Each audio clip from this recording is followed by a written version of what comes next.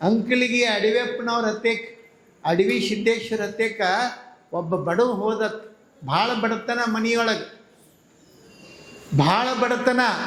ಆ ಬಡತನ ಅಡವ್ಯಪ್ಪನವ್ರ ಹತ್ಯಕ್ಕೆ ಹೋಗಿ ಏನಾಗಿತ್ತು, ಮನೆಯೊಳಗೆ 2 ಹೆಣ್ಮಕ್ಳಿದ್ದು, ಅವಕ್ಕೆ ಮದುವೆ ಇರಲಿಲ್ಲ, ಮದುವೆ ಮಾಡಕ್ಕೆ ರೊಕ್ಕ ಇರಲಿಲ್ಲ. ಅವ ಅಡವ್ಯಪ್ಪನವ್ರ ಹತ್ಯಕ್ಕೆ ಹೊಕ್ಕಾನ. ಹೋಗಿ ಅವರಿಗೆ ಕೈ ಮುಗಿದು ಯಪ್ಪ ಅಂದ. ಏನು ಅಂದ್ರೆ ಅವ್ರು ಭಾಳ ತ್ರಾಸ ಐತಿ ಬಂದೀನಿ. ಅವ್ರಂದ್ರು ಅಂಬ್ಲಿ ಐತಿ ಊಟ ಮಾಡು, ತಣ್ಣಗೆ ಮಲ್ಕೋ ಗಿಡದ ತೆಳಗತ್ತೆ. ಯಾಕೆ ಅವ್ರ ಹತ್ಯಕ್ಕೂ ಅಷ್ಟೇ ಇತ್ತು. ಒಂದು ಅಂಬ್ಲಿ ಮಗಿ ಕುಂಡ್ರಾಕ ಒಂದು ಕಂಬಳಿ ಇಟ್ಟು ಬಿಟ್ಟು ಅವ್ರ ಹತ್ಯಕ್ಕೂ ಏನೂ ಇರಲಿಲ್ಲ. ಅವಾಗ ಅವಂದ ಏನಾರೇ ಮಾಡಬೇಕು, ನನ್ನ ಮಗಳು ಮದುವೆ ಆಗಬೇಕು, ಬಡತನ ಆಶೀರ್ವಾದ ಮಾಡಿರಿ, ಏನಾರೇ ಮಾಡಿರಿ. ಅವ್ರಂದ್ರು ಮಾಡು ನಾಳೆ ಕುಂದ್ರತ್ ಅಂದ್ರು. ಅಂದರು ಮತ್ತು ಯಥಾ ರೀತಿ ತಮ್ಮ ದಿನಚರಿಯೊಳಗೆ ಧ್ಯಾನ ಪೂಜೆ ತಪಸ್ಸಿದ್ರಾಗ ಕೂತ್ರು. ಒಂದು ದಿವ್ಸ ಮತ್ತೆ ನೆನಪು ಮಾಡಿದವು. ಒಂದು ವಾರ ಮುಗೀತ್ರಿ ನಾ ಬಂದು ಇರು, ಏನು ಅವಸರ ಐತಿ ಅಂತಂದ್ರೆ ಅವ್ರು ಆಯಿತು. ಮತ್ತೆ ಉಳ್ದ. ಮತ್ತೆ 15 ದಿವಸ ಆಯಿತು. ಮತ್ತೆ ಬಂದು ಯಪ್ಪ ಏನಾಯ್ತು ನಂದು ಆಕಚ್ಚಿ ಸುಮ್ಮಿರಲಿ ಅಂದ್ರೆ ಅವ್ರು. ಮತ್ತು ಗಪ್ ಕೂತ. ಒಂದು ದಿವಸ ಸಾಯಂಕಾಲ 4-5 ಗಂಟೆ ಆಗಿತ್ತು. ಎದ್ದು ಬಂದ್ರವ್ರು. ಅವ ಕುಂತಿದ್ದ ಗಿಡದ ತೆಳಗೆ. ನಡೆಯೋ ಹೋಗೋಣ ಅಂದ್ರೆ ಅವ್ರು. ಎಲ್ಲಿಗೆ ಕೇಳಬೇಡ ನೀ, ಸುಮ್ಮ ಬರೋದೊಂದ ಮಾಡ. ಅವನು ಕರ್ಕೊಂಡು ಹೊಂಟ್ರು. ಮುಂದೆ ಅಡವ್ಯಪ್ಪನವರು ಹಿಂದಿಂದ ಅವ ಊರ ಹೊರಗೆ ಒಂದು ದೊಡ್ಡ ಆಲದ ಗಿಡದ ತೆಳಗೆ ಬಂದು ಅಲ್ಲಿ ಅಡವ್ಯಪ್ಪನವ್ರು ನಿಂತರು. ಸುತ್ತು ಕಡೆ ನೋಡಿದರು. ನೋಡಿ ಚಪ್ಪಾಳೆ ತಟ್ಟಿದ್ರು. ಹಿಂಗೆ ತಮ್ಮ ಕೈಯಿಂದ ಚಪ್ಪಾಳೆ ತಟ್ಟಿದ್ರು. ಚಪ್ಪಾಳೆ ತಟ್ಟಿದ ಕೂಡಲೇ ಅಲ್ಲೊಂದು ಹುತ್ತಿತ್ತು. ಆ ಹುತ್ತಿನಾಗಿಂದ ಒಂದು ದೊಡ್ಡ ಹಾವು ಅಂದ್ರೆ ಏನು ನೋಡಿದರೆ ಚಳಿ ಜ್ವರ ಬರಬೇಕು, ಅಷ್ಟು ದೊಡ್ಡ ಹಾವು ಹೊರಗೆ ಬಂತು. ಇಲ್ಲಿಂದ ಅಲ್ಲಿ ತನಕ ಇಷ್ಟು ಉದ್ದ ಬಿತ್ತದ. ಅವಾಗ ಅಡವ್ಯಪ್ಪನವ್ರು ಅಂದರು ಬಂತು ನೋಡೋ ಹಿಡ್ಕೋ ತಗೋ ಅಂತಂದ್ರು ಅವ್ರು. ಯಾರಿಗೆ?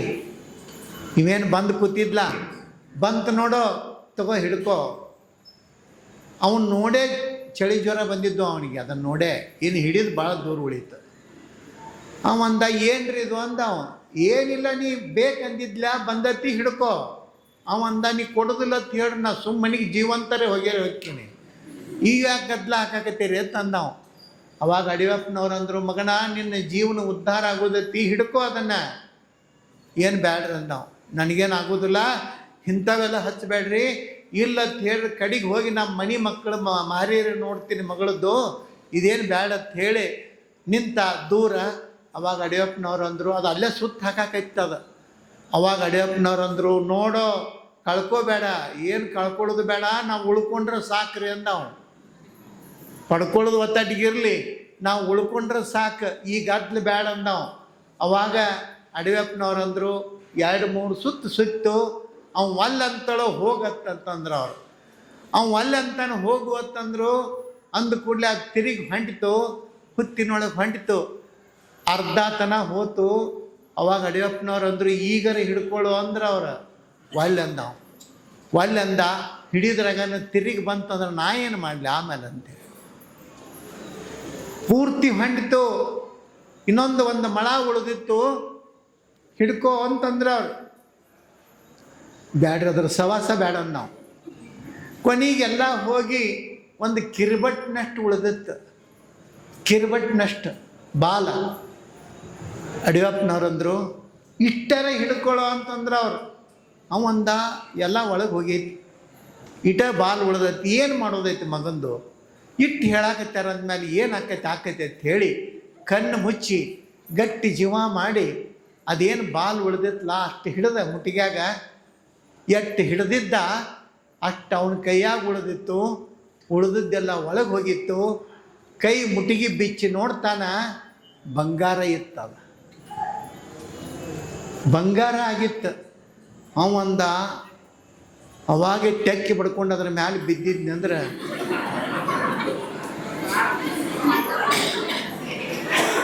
ಎಷ್ಟು ಹಾಕಿತ್ತು.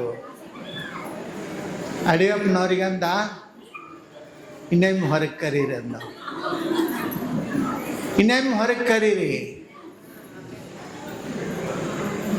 ಅವರಂದ್ರು ನಿನಗೆ ಬೇಕಾದಾಗ ಬಂದ್ರೆ ಆಗುವುದಲ್ಲ ಅದು. ನಮ್ಮ ಜೀವನ, ನಮ್ಮ ಬದುಕು, ನಮ್ಮ ಇರುವಿಕೆ ಸಾರ್ಥಕ ಆಗೋದಕ್ಕೆ ಅದು ಒಂದು ಅಪರೂಪದ ಗಳಿಗೆ. ಅದನ್ನು ಬಂಗಾರದ ಗಳಿಗೆ ಅಂತ ನಾವು ಕರಿತೀವಿ. ಅದು ಬಂಗಾರದ ಹೊತ್ತು ಅಂತ ಕರಿತೀವಿ. ಅಡಿವೆಪ್ಪನವ್ರು ಹೇಳ್ತಾರೆ, ಬಂಗಾರದ ಹೊತ್ತಿನೊಳಗೆ ನೀ ಏನು ಮುಟ್ಟಿದ್ರೂ ಬಂಗಾರ ಆಗ್ತದ. ಆ ಹೊತ್ತು ಬಿಟ್ಟು ನೀ ಮುಟ್ಟಿದೆ ಅಂದ್ರೆ ನಿನ್ನ ಹೆಣ ಬೀಳ್ತತಿ ಅಂತ ಹೇಳ್ರು ಅವರು. ಆ ಕಾರಣಕ್ಕೆ ನೀವು ಅನ್ಬೋದು ಆ ಹುತ್ತೆಲ್ಲಿ ಗೊತ್ತೈತೆ ಅಂದ್ರೆ ನಿಮಗೆ ನಾನು ಕೇಳಿಗಿಡೀರಿ. ಮತ್ತೆ ಅದರಾಗ ಈಗೇನು ಕೇಳ್ತೀರಿ? ಈಗ ಎಲ್ಲಿಗೆ ಹೋಗೈತಿ? ಈಗ ಮನೆ ಇಲ್ಲೇ ಇತ್ರಿ, ಈಗ ಎಲ್ಲಿಗೆ ಹೋಗಿ ನಿಂತ್ರಿ? ಭಾಳ ಮಂದಿ ಹೊಟ್ಟೆ ಮೇಲೆ ಹೆಚ್ಕೊಂತಾರೆ. ಒಂದು ಸಲ ಬಂದು ಮತ್ತೆ ಕೂತಿದ್ರು. ಏನು ಅಂತ ಕೇಳಿದಾಗ ಒಟ್ಟು ಏನೋ ವಿಚಾರ ಮಾಡೋದು. ಏನಿಲ್ರಿ, ಏನು ಅವಾಗ ಒಂದಿಟ್ಟು ಗುದ್ದಾಡಿದ್ನಂದ್ರೆ ಒಂದು 8-10 ತೊಲಿ ತೊಗೊಂಡು ಹೋಗೋದಿದ್ನಂದ್ರೆ ಎಷ್ಟು ರೊಕ್ಕ ಹಾಕಿತ್ತು. ಅದು ಹಿಂದಿಂದ ಆಗಿ ಹೋದ ಸುದ್ದಿ ನೆನಪು ಮಾಡ್ಕೊಂಡು ಹಿಂದಿನ ತೆಗೆದು ಹಾಡ್ಯಾಡ್ಕೊಂಡು ಹತ್ತಿದ್ರತ್ತ. ಆ ಲೆಕ್ಕ ಇದು ನಮ್ಮದು. ಆದರೆ ನೆನಪಿಟ್ಕೋಬೇಕು, ಹಿಂದೆ ಹಂಗಾಯಿತು ಅಂಥೇಳಿ ಹಿಂಗಾಯಿತು ಅಂಥೇಳಿ ನಾವು ಮನಸ್ಸಿಗೆ ನೋವು ಮಾಡಿಕೊಂಡು ಒದ್ದಾಡುವುದಲ್ಲ. ಏನಾಗ್ತದೆ? ಹಿಂದನ ಭೋಗವೇನಾದಡಾಗಲಿ ಇಂದಿನ ಫಲವು ಕೈಯ ಮೇಲೆ. ಬೈದರೆ ಬೈಗಳು ಕೈಯ ಮೇಲೆ, ಬೈದರೆ ಬೈಗಳು ಕೈಯ ಮೇಲೆ. ಕೂಡಲ ಸಂಗಮ ದೇವ ನಿಮ್ಮ ಪೂಜಿಸಿದ ಫಲ ಕೈಯ ಮೇಲೆ. ಹೋದ ಜನ್ಮ, ಆ ಜನ್ಮ, ಈ ಜನ್ಮ ಅಂತಲ್ಲ. ನೀವು ನೆನಪಿಟ್ಕೊಳ್ರಿ. ಈಗ ಹೆಂಗದ ಅಂತಂದರೆ ದೇವ್ರೂ ಆಶೀರ್ವಾದನೂ ಎಷ್ಟು ಅಪ್ಡೇಟ್ ಆಗ್ಯಾನಂತಂದ್ರೆ, ಮೊದಲು ತಡ ಮಾಡಿ ನಮಗೇನು ಫಲ ಸಿಗ್ತಿತ್ತು. ಆದರೆ ಈಗ ಹಂಗಿಲ್ಲ. ನಾವು ಚಲೋ ಮಾಡಿದೀವಂದ್ರೆ ಅದನ್ನು ನಮ್ಮ ಕಣ್ಣು ನೋಡ್ತದ. ನಾವು ಯಾರ್ದರೆ ಮನೆ ಮುರಿದೀವಂದ್ರೆ ನಮ್ಮ ಮನೆ ಜಂತಿನೂ ನಮ್ಮ ಕಣ್ಣು ಮುಂದೆ ಮುರಿತಾವ ಏನ್ರಿ? ಅದೇನು ಮತ್ತೆ ಇನ್ನೇನು ಬರಬೇಕು ಮತ್ತೊಮ್ಮೆ ನೋಡಬೇಕು ಅಂತಿಲ್ಲ. ಈಗೆಲ್ಲವೂ ದೇವರು ಸಹಿತ ಭಾಳ ಅಪ್ಡೇಟ್ ಆಗ್ಯಾನ. ಆ ಕಾರಣಕ್ಕೆ ನೆನಪಿಟ್ಕೋಬೇಕು, ನಾವು ಒಳ್ಳೆಯದನ್ನು ಮಾಡಿದರೆ ನಮಗೆ ಒಳ್ಳೆಯ ಫಲ, ಕೆಟ್ಟದ್ದನ್ನು ಮಾಡಿದರೆ ಕಹಿಯ ಫಲ. ನಾವು ಬಿತ್ತುದು ಬೇವಿನ ಬೀಜ, ಬಯಸೋದೇನೋ ಚಲೋ ಮಾವಿನ ಹಣ್ಣು ಆಗಬೇಕು.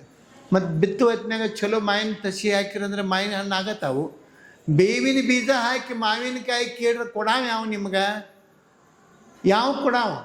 ಅದಕ್ಕೇನದ, ನಾವು ಬೇವನ್ನು ಬಿತ್ತೋದು ಬೇಡ, ಮಾವನ್ನೇ ಬಿತ್ತೋದು, ಪುಣ್ಯವನ್ನೇ ಬಿತ್ತೋದು, ಪುಣ್ಯವನ್ನೇ ಬೆಳೆಯೋದು, ಪುಣ್ಯದ ಫಲವನ್ನೇ ನಾವು ಉಣ್ಣೋದು, ಎಲ್ಲರಿಗೂ ಹಂಚುವಂಥ ಮನೋಭಾವ ನಮ್ಮದು ಆಯಿತು ಅಂತಂದರೆ, ನಮ್ಮದು ಬಂತು ಅಂತಂದರೆ ನಮ್ಮದು ನಿಜವಾದ ಸಾರ್ಥಕವಾದಂಥ ಬದುಕಾಗ್ತದೆ, ಸಾರ್ಥಕವಾದಂಥ ಜೀವನ ಕ್ರಮ ಆಗ್ತತಿ ಅನ್ನುವಂಥ ಮಾತನ್ನು ಈ ಸಂದರ್ಭದೊಳಗೆ ಹೇಳೋದ್ರ ಮುಖಾಂತರ ನೋಡ್ರಿ, ಎಷ್ಟು ಒಂದು ಒಳ್ಳೆಯ ಕಾರ್ಯಗಳನ್ನು ಇಲ್ಲಿ ಮಾಡ್ಕೊತಾನೆ ಬರೋದ್ರ ಜೊತೆಗೆ ವಜ್ರ ಮಹೋತ್ಸವದ ಹಿನ್ನೆಲೆಯೊಳಗೆ ಏನು ವಜ್ರ ಮಹೋತ್ಸವ ಅಂತಂದರೆ ಒಂದು ಅಷ್ಟೇ ಒಳ್ಳೆಯ ಮಾತುಗಳನ್ನು, ಸತ್ಸಂಗವನ್ನು ಮಾಡುವಂಥದ್ದು, ಪುಣ್ಯಾತ್ಮರ ದರ್ಶನವನ್ನು ಪಡೆಯುವಂಥದ್ದೇ ಒಂದು ಸಾರ್ಥಕವಾದಂಥದ್ದು ಅನ್ನೋ ಭಾವದಿಂದ ಈ ಸಂದರ್ಭದೊಳಗೆ ಹೇಳ್ತಾ, ಬಹುತೇಕ ಊರಾಗ ಹೋಗಿ ನೀವು ಸಂಜೆ ಹೊತ್ತು ಇಲ್ಲಿ ಪ್ರವಚನಕ್ಕೆ ಬರ್ರಿ ಅಂತಂದ್ರೆ ಯಾರು ಬರೋರು? ನಮ್ಮ ಹಿಂಡು ಅದಾವ, ತಿಕ್ಕು ಅದಾವ, ತೊಳಿವು ಅದಾವ, ಬಳಿವು ಅದಾವ. ಇವು ಸ್ವಾಮಿಗಳಿಗೆ ಒಂದು ಖಾಲಿ ಕೂತಾವಂದ್ರೆ ನಾವು ಏನು ಖಾಲಿ ಇದೀವನಂಥೇಳಿ ಭಾಳ ಮಂದಿ ಅಂತಿರ್ತಾರೆ. ಆದ್ರೆ ಒಂದೇನು ಭಾಳ ಸಂತೋಷ ಏನಾಯಿತು ಅಂತಂದ್ರೆ, ನಿಮಗೆ ಮನೆ ಭಾಳ ಮುಖ್ಯ ಆಗಲಿಲ್ಲ, ಮಠ ಭಾಳ ಮುಖ್ಯ ಆತಲ್ಲ ನಿಮಗೆ. ಯಾರಿಗೆ ಮನೆಗಿಂತಲೂ ಮಠ ಮುಖ್ಯ ಆಗ್ತದ ಅವರ ಮನೆ ಸಂಪದ್ಭರಿತ ಆಗ್ತದೆ ಅನ್ನೋದ್ರೊಳಗೆ ಎರಡು ಮಾತಿಲ್ಲ. ಇಂಥ ಆಧ್ಯಾತ್ಮದ ಸಂಪರ್ಕ, ಸತ್ಸಂಗದ ಸಂಪರ್ಕ ನಿಮ್ಮ ಜೀವನದೊಳಗೆ ನಿರಂತರವಾಗಿ ಇರಲಿ, ಆಧ್ಯಾತ್ಮದ ಕಡೆಗೆ ನಿಮ್ಮ ಒಲವು ಇರಲಿ ಅನ್ನುವಂಥ ಮಾತನ್ನು ಹೇಳ್ತಾ, ನಿಮ್ಮ ಮಕ್ಕಳಿಗೆ ಒಳ್ಳೆಯದನ್ನು ಕಲಿಸ್ರಿ, ವಚನಗಳನ್ನು ಬಯಪಾಠ ಮಾಡಿಸ್ರಿ, ಮಹಾತ್ಮರ ನುಡಿಮುತ್ತುಗಳನ್ನು ಕಲಿಸ್ರಿ. ನೀವು ಒಳ್ಳೆಯದನ್ನು ಕಲಿಸ್ರಿ ಅಂತಂದರೆ ನಿಮ್ಮ ಮಕ್ಕಳು ನಿಮ್ಮನ್ನು ಕೊನೆಯವರೆಗೂ ನಿಮ್ಮನ್ನು ಮರೆಯೋದಿಲ್ಲ, ನಿಮ್ಮ ಉಪಕಾರವನ್ನು ಮರೆಯೋದಿಲ್ಲ.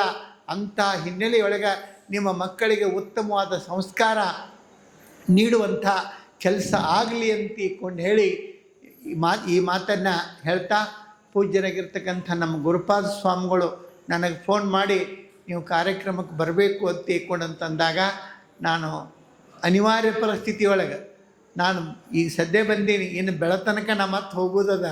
ಆದರೂ ಸಹಿತ ಅವರ ಪ್ರೀತಿ, ನಿಮ್ಮೆಲ್ಲರ ವಿಶ್ವಾಸಕ್ಕೆ ನಾನು ಬೆಲೆ ಕೊಟ್ಟು ಈ ಕಾರ್ಯಕ್ರಮದೊಳಗೆ ಭಾಗಿಯಾಗ್ತಾ ಇದ್ದೀನಿ. ನಿಮ್ಮ ಭಕ್ತಿ ವಿಶ್ವಾಸಕ್ಕೆ ನಾನು ಶುಭವನ್ನು ಹಾರೈಸ್ತಾ ನಿಮ್ಮೆಲ್ಲರಿಗೂ ಒಳಿತನ್ನು ಬಯಸಿ ಇವತ್ತಿನ ಈ ಪ್ರವಚನವನ್ನು ಇಲ್ಲಿಗೆ ವಿರಾಮವನ್ನು ಹೇಳ